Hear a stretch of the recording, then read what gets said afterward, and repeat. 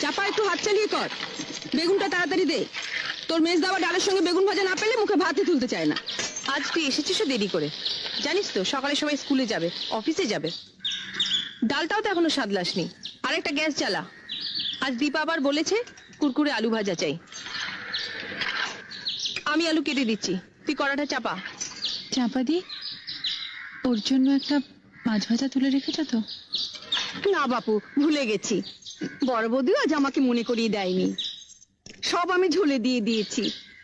অত তাড়া দিলে কি সব মনে থাকে? আর কটা দিন অপেক্ষা করো, পুজো আসছে। মা দুর্গার কাছ থেকে 8টা হাত আমি ধার চেয়ে নেব। উফ, তোমাদের বাড়িতে 10 হাত না হলে কাজ করা আমার সম্ভব হচ্ছে নি। সরো। হাজলামো করিস না চাপা, তাহলে তো রাবণের কাছ থেকে তোকে 9টা মাথাও ধার নিতে হয়। 10টা মাথা না হলে সকলের সব কথা মনে রাখবি কি করে? যা বলেছিস, এই বাড়িতে সবার আলাদা আলাদা অর্ডার, এক একজনের এক এক রকম জিভ। জীব নয় দিদি, বলো নোলা। তোমরাও তো এবারের মধ্যেই পড়ো বৌমা। রোজ ডাল চচ্চড়ি দিয়ে তোমরাই কি ভাত খাও? ঝোল ঝাল ঝাল দিয়ে ছাড়া তো তোমাদের মুখেও ভাত ওঠে না।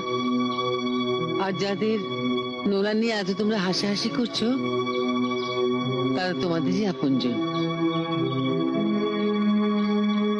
জয়া মা, তুমি আর দাঁড়িয়ে থেকো না, চঞ্চলের ভাতটা বেড়ে নাও। আজ না হয় চঞ্চলকে আমি বলে দেবো মাছের ঝোল দিয়ে ভাত খেয়ে নিতে। যাও। রান্নাঘরে সবাই মিলে ঢুকলে ধাক্কাধাক্কি হবে, তাই দাদাদের খাবারটা বাড়া হয়ে যাক, তারপর না হয় ওর খাবারটা বেড়ে নেবো মা। কিন্তু আপিস তো সব একসঙ্গেই যাবে বৌমা। আপনার ছোট বউয়ের জন্য একটা আলাদা রান্নাঘর করে দিন মা, আমাদের সঙ্গে ধাক্কা ধাক্কি তোর কষ্ট হয়। আমি সে কথা বলিনি মেজদি। না তা বলনি, কিন্তু এর চাইতে বড় রান্নাঘর তো রাজা মহারাজাদের বাড়িতে হয় ভাই। ও কথা বলিসনি মেজো, ওর বাপের বাড়ির রান্নাঘর হয়তো সেই রকমই। আমাকে সবসময় বাপের বাড়ির কথা বলে খোটা দাও কেন দিদি?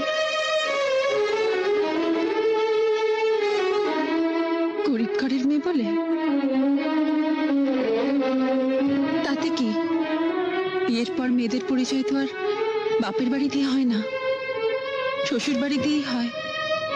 আর শ্বশুর বাড়িতে সব বউদেরই সমান অধিকার, তাই না?